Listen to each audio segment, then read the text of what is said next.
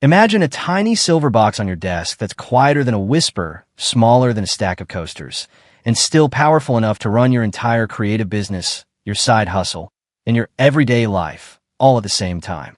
That's the Mac Mini with Apple Silicon. In this video, I'm going to walk you through what it's really like to live with this machine in the real world, who should absolutely buy it, who should stay far away, and the one decision you must not mess up when you order it. Stay with me until the end, because if you're even thinking about buying a Mac Mini, the next few minutes could save you a lot of money and a lot of regret. Let's start here. If you're in the US, you've probably been trained to think that a real computer has to be a big tower under your desk, a flashy gaming laptop with a jet engine fan, or a $1,000 plus MacBook. The Mac Mini quietly breaks all of that thinking. It looks almost too simple. Just a small metal box, no screen, no keyboard, no mouse. But that's exactly the point. You already have a monitor. You already have a keyboard and a mouse you like. Why pay Apple again for stuff you don't need? The Mini lets you keep what you have and upgrade only the brain of your setup.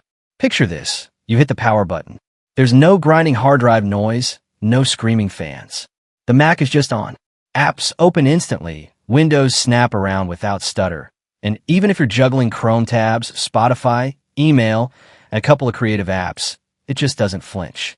That's the Apple Silicon difference. The same kind of chip that made MacBook battery life ridiculous is inside this little desktop. But here it doesn't have to worry about a battery at all. It can use that power purely for performance. How much is right? If you're just doing everyday stuff, web, email, office, streaming, 8 gigs of RAM and a modest amount of storage can work, especially if you're disciplined about what you keep installed. But if you're in the US and you can stretch the budget, 16 gigs of RAM is the sweet spot for most people who care about power and longevity.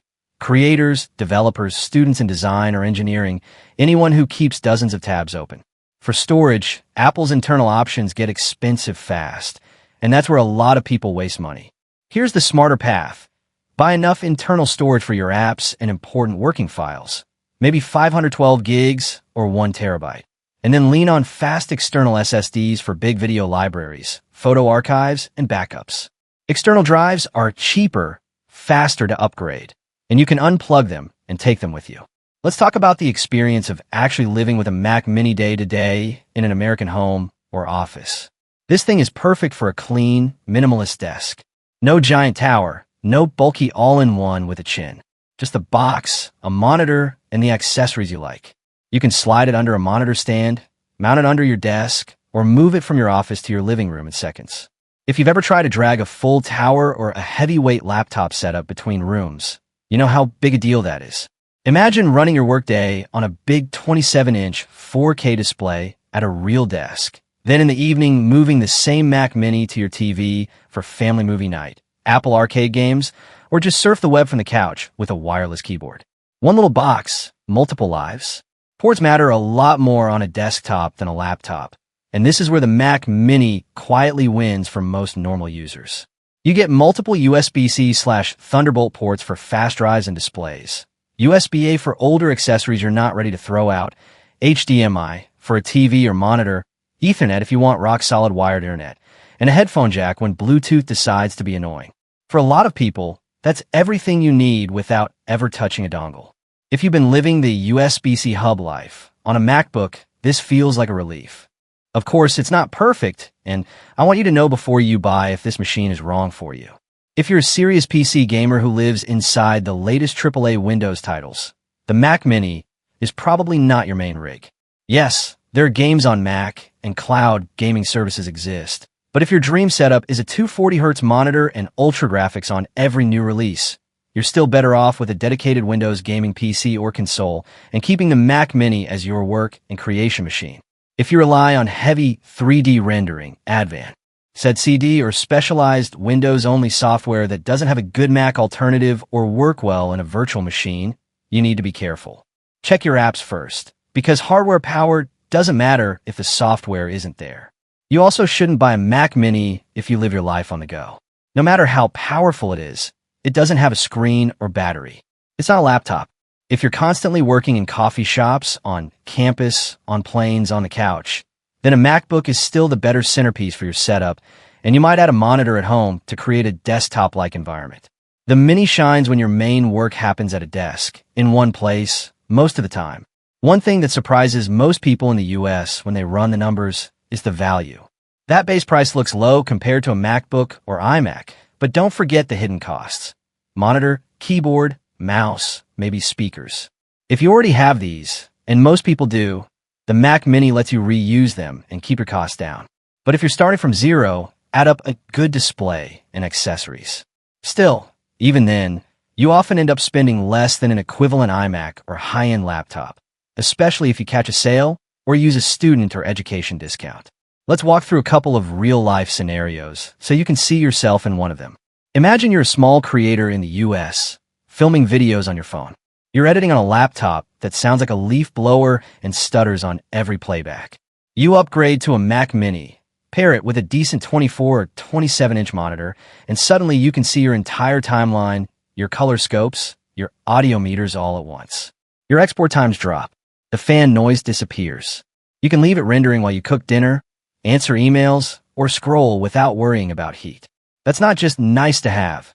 That's time and attention you get back every single day. We also need to talk about longevity, because this is where the Mac Mini becomes a smart financial move. Apple tends to support Macs with software updates for many years, and Apple Silicon so far has been extremely efficient and cool running. That means less heat, less fan stress, and fewer weird slowdowns over time. If you configure it right on day one, you can realistically expect to use this machine comfortably for 5, 6, even 7 years for everyday work. Think about what you spend per month over that lifespan. Suddenly, that expensive Mac doesn't look so expensive anymore. So how do you know, right now, if the Mac Mini is the right move for you?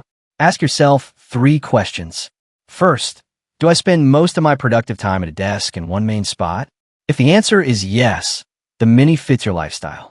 Second, am I okay bringing my own monitor, keyboard, and mouse, or upgrading them separately over time?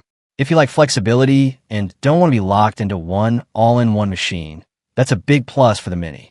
Third, do my most important apps run well on Mac OS? And do I care more about quiet, reliable performance than flashy lights or wild gaming specs? If you're nodding your head right now, the Mac Mini is probably the most underrated computer you can buy. If you're still on the fence, here's a simple rule. If you're choosing between a weaker laptop and a stronger Mac Mini at the same price, and you don't need portability, pick the Mac Mini. The day-to-day experience of having more power, more stability, and a bigger screen usually beats the idea of maybe I'll use my laptop on the go that never actually happens. But if you truly live mobile, get the laptop and consider the Mini as a second machine later. By now, you should have a clear picture. The Mac Mini isn't just a cute little box from Apple. It's a quiet workhorse that can transform your setup if you choose the right configuration and use it for the right jobs. It can be your editing studio, your coding workstation, your family computer, your home office base, sometimes all of those at once. If this breakdown helped you decide whether the Mac Mini deserves a spot on your desk, let me know what you're planning to use it for and what you're upgrading from. And if you're about to buy, pause for 10 seconds, think about your RAM and storage choice one more time, and lock in the configuration that your future self won't regret.